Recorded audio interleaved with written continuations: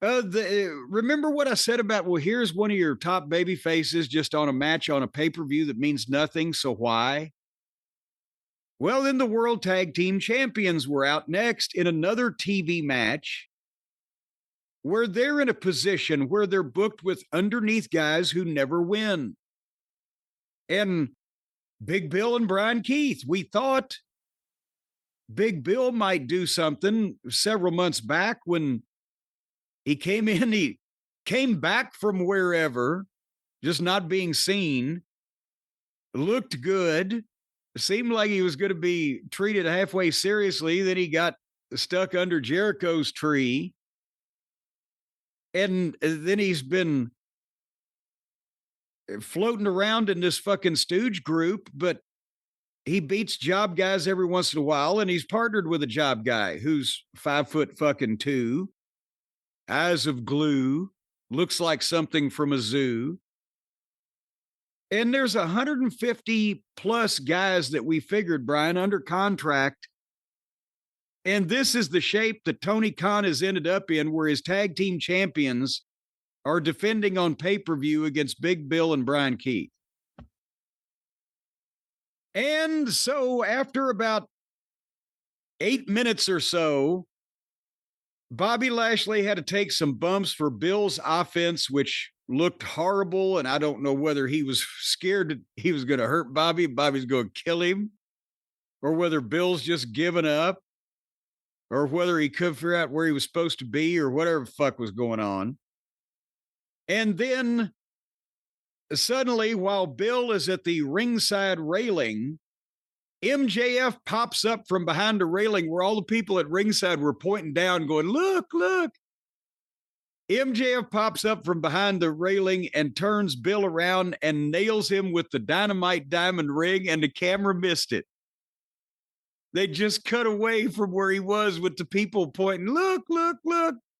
And they cut to another shot when he nailed him, and the announcer said, was that MJF? And then Lashley speared Big Bill at ringside, and the camera missed that because they were trying to figure out what they just missed a second ago, and they were so close. All you saw was the back of Lashley's bald head go underneath the bottom of the screen as Big Bill sunk out of sight. So they've missed a lot of stuff lately. Yeah. Well, how could you not know where they were going to be on this finish? When there's Big Bill, all you had to do was shoot Big Bill until the fucking guy punches him. And they replayed it. They had the camera shot, and the director went away from it.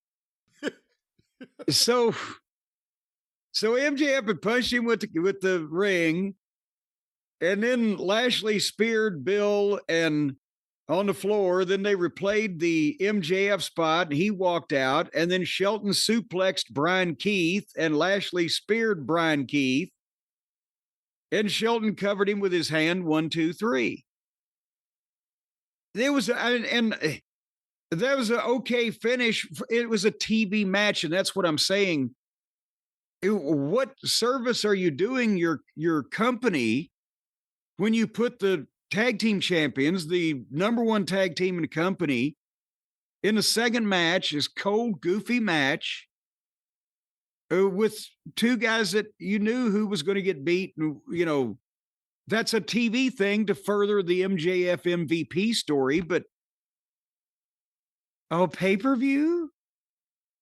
Did we defend the World Tag Team title on pay-per-view against the Mulkeys, or did we do it on a house show in their hometown? And it was the U.S. Tag Team title, by the way. I apologize. Well, let's not compare these guys to the Mulkeys. That's a bit of a stretch, but... No, the Mulkeys won more on television. Remember, they got that one big victory. The Gladiators, of course, from California. Yes, that's one more than Big Bill and Bryan have had as a tag team on this television. Yeah, I can't explain any of this. It's been a weird 3-week buildup. I guess they were trying to win Chris Jericho's respect by having MVP dress him down because, you know, Chris Jericho must know what that feels like. I really don't know what the idea behind it was. I want you to feel what I feel. I want you to feel what I feel. Oh, and then they got eviscerated once their guts were gone, and now they've been hung out to dry on pay-per-view, so their skins can be used to potentially clothe needy children. Well, here's part of the problem. The tag team division sucks. Shelton and Bobby with MVP is a winning combination. Who are they supposed to wrestle? Even FTR, we'll talk about them later. It appears they're set up to wrestle someone right based off what they did. It's not like, okay, we turned heel, let's get into a program with the other heels. So I don't know. That's the point I'm making about this whole thing. Tony Khan has put them in this position with 150 wrestlers under contract where nobody has a match. None of this makes any sense. You hear me what I'm telling you? I hear you. The fans like chanting, "We hurt people." Yes, and then they want them to hurt. They get mad when the hurting isn't happening. I guess it's better than we hurt ratings because that's what the Boar Horsemen are chanting. But nevertheless,